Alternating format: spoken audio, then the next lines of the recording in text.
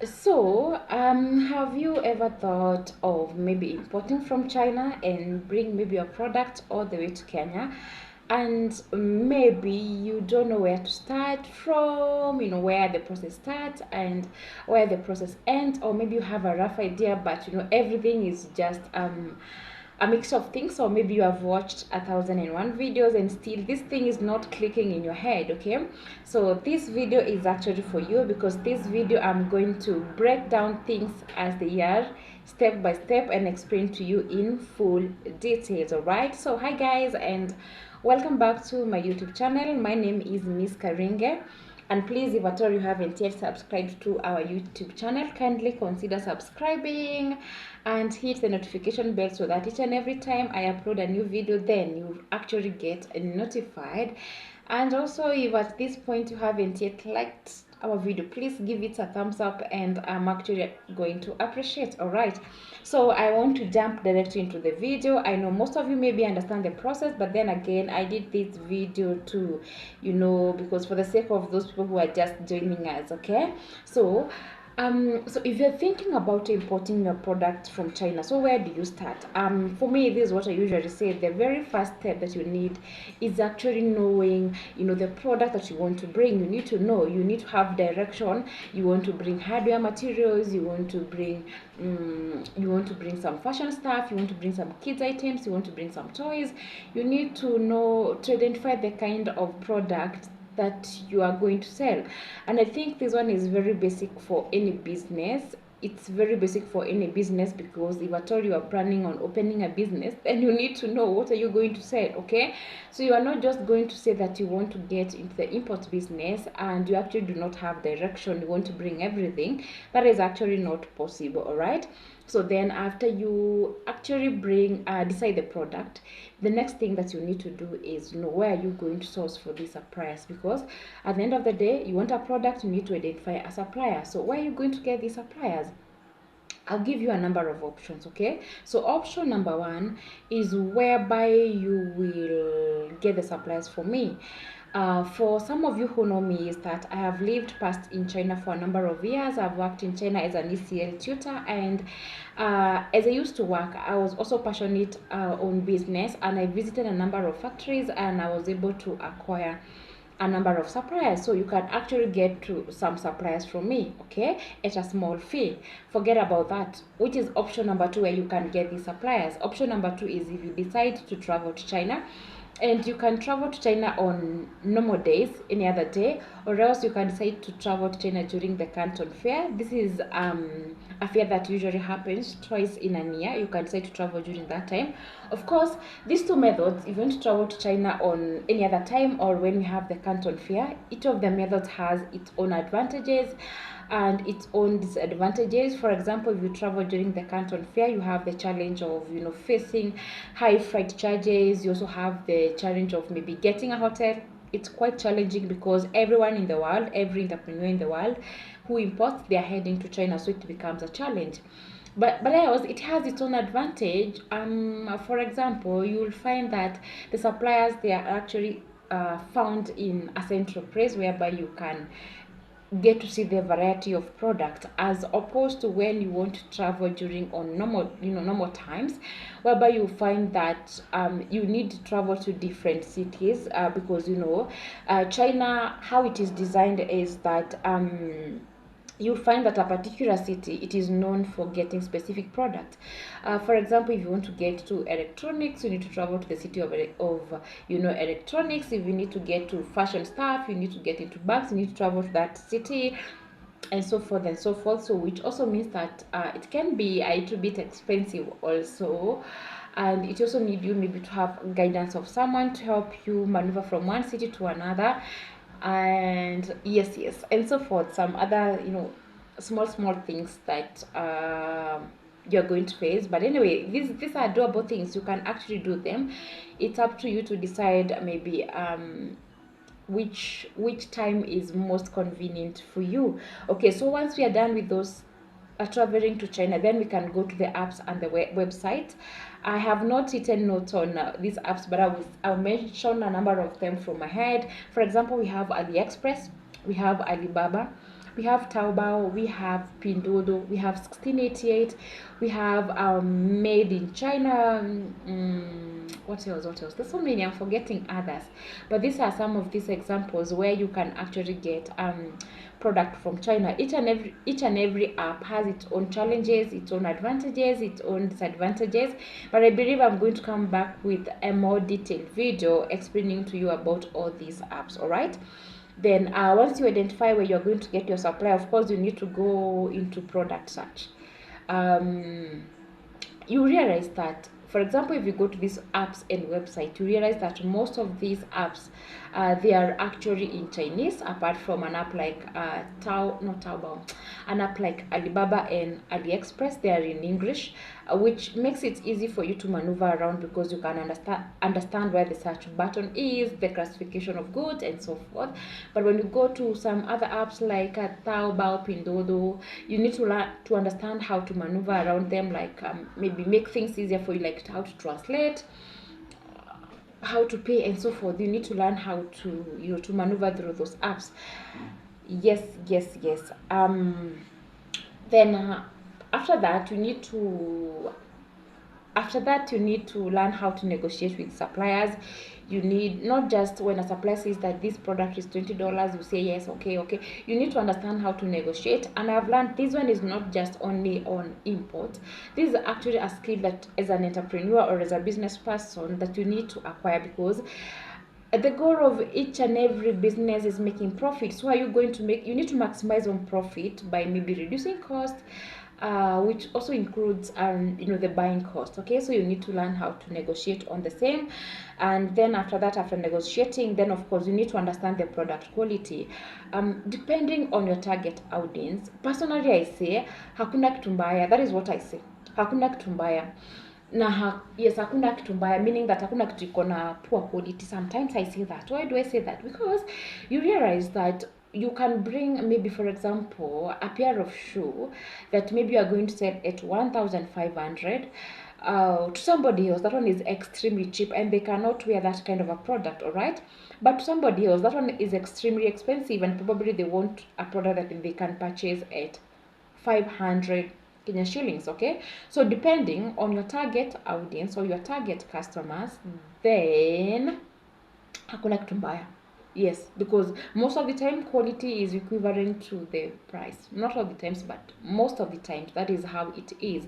So you need to understand your audience and then decide the kind of quality that you actually need. Okay, and this one is very important, especially for those people who are looking for the high-end quality product. You need to be very careful on this. And when you go to quality, probably we can bring the issue of maybe you having a product inspector.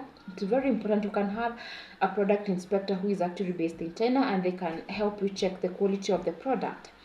Otherwise, if you cannot get that or hire one on that, you can also decide maybe to order for samples. Let the samples come and then you are going to check the product for yourself. I know this one is time consuming, but kitu yote mzuri lazima ichukue time. You have to be patient when it comes to some of these things. Yes, yes, yes. And then the other step that you need maybe to have in mind is about payment. And when it comes to payment, me being a Kenyan, we have different kinds of payment methods, and I can talk about we can talk about a PayPal. I don't know whether I'm pronouncing it in the right way, but yes, PayPal. We have a wire transfer or the bank transfer. We can talk about Western Union. We can talk about M-Pesa. We can talk about, what else am I forgetting? Yes, all these things. But all these methods, each and every method has its own advantage and its own disadvantage. Yes, each and every method has its own advantage and its own disadvantage, but I'm also going back to this later. Another method I've forgotten, you can also use your agent to pay, but my advice would be this: as much as you want to use your agent, please, kama pesa imezidi 70k, jamani, please do things for yourself. And unless hauna options zingine, sisemi agents ni wabaya, they're good people, but maybe that's my personality. I have trust issues. I wouldn't advise you giving someone to pay for your product. You can do these things by yourself, because even if it's me, jamani, you can send me 200k nione nimeomoka. Yes, and I decide, acha nifike Canada kidogo. So if you can, just use your own personal methods for your own safety na avoid maneno mingi, okay? Then the other thing you need to understand is about shipping methods. When it comes to imports, of course we have two shipping methods. Tuko na air and we also have sea. Air it means itakuja na ndege, and sea ni ile ya kuja na meli. And also these two methods, each and every method take, one is cheaper, the other one is expensive. But when I say that, it depends, because to somebody else, more time means expensive to somebody else, so it all depends on you and the agency. But what I can say is that you find that air generally it can be costly. You pay more as compared to sea. And air, of course, it takes less time. Sea takes more time. Okay, yes. So basically those are the major difference. So depending on the kind of product and your agency, and also among other factors, that is what determines the method that you are going to ship. Okay, and the other point that we can talk about is clearance and taxes. You need to understand about clearance and taxes. Most of the people, including I myself, have not yet been blessed to bring a container. So what I do, I use the consolidation of goods. And that being said, it means that the fee that I'm being charged by my agent, it is inclusive of the shipping fee. Of course, the agent has to get some profit and also the taxes, so it is all inclusive. But for somebody probably who is importing their own container and they do their own clearance, then for them they need to have a thorough understanding on the taxes, okay? So that one we leave it there without much talking. Then we've talked about the freight forwarders or the agents. You find that we have so many agents here in Kenya. There are so many of them, but you also need to mimi kwangu semangi kuna agent mzuri, kuna agent mbaya. But anyway, through your experience you'll be able to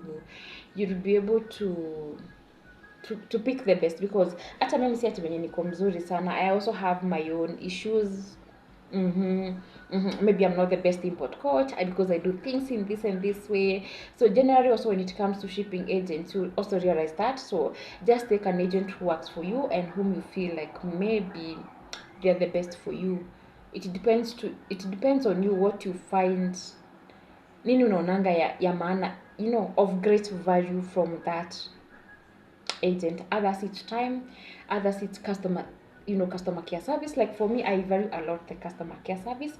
I need an agent who is going to respond to me and niambie mzigo imewekwa, mzigo imefika wapi, and so forth. But when I don't have an agent who is not communicating because maybe they have a lot of customers, kidogo hatuwezi elewana na yeye, okay? Yes. And in case of anybody who is watching me not from Kenya, from other countries, I believe the process is all the same. All we need to do is maybe identify the freight forwarder for your country, and then you are good to go. Okay, maybe what might vary is when it comes to the products that you can bring in the country and the products that maybe you cannot bring into the country. And I believe this is a very important thing to note. And also to understand what is actually happening to the imports, because like I've let you realize that watu wanaleta simu kidogo inakuwa kizungumkuti kiasi. I don't know what is happening at JKIA and so forth, but you also need to understand these things so that kisikurambe, sindio? You also need to understand what is actually happening. And the final stage of import, I will say it is actually sales and marketing. This one is very, very important, because I have seen cases of people, especially those who want to bring their products and sell online. I've seen cases of people who actually bring their product and yani tu unaenda kuwa na dead stock, ama you go back to looking for employment if you are not employed, and you give up on this thing simply because you do not have the right skills for marketing, okay? And that being said, from next year, that is 2024, I hope maybe you're going to watch this video in 2024. I'll be taking you guys on I'll be having some master classes on sales and marketing, especially when it comes to digital marketing, marketing on Instagram, Facebook, and also on TikTok. Those are the major areas that I can say I know how to go about them. I'll be taking you through this, so in case you are also interested on that, the number is always on my description box. Yes, you can always get the number from there. And I think those are the major steps that which you need to understand. Of course, I know I have just highlighted these